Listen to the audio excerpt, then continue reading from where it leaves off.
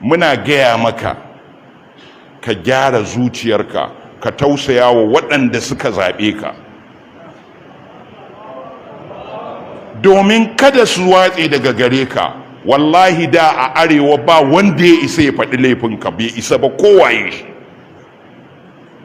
A nan masallacin wata rana gwamnan Bauchi lokacin yana ministan Abuja ya zo masallacin nan,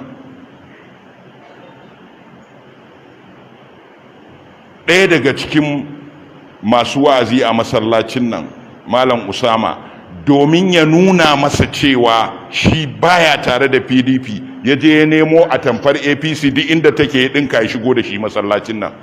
Jama'a an yi haka ko ba a yi ba? Ban ji ba, an yi haka ko ba a yi ba? Yau Malam Usama ya shugabanci ƙara, za a kai shugaban ƙasar Najeriya ƙara kotu akan kar ya ƙara kuɗin mai.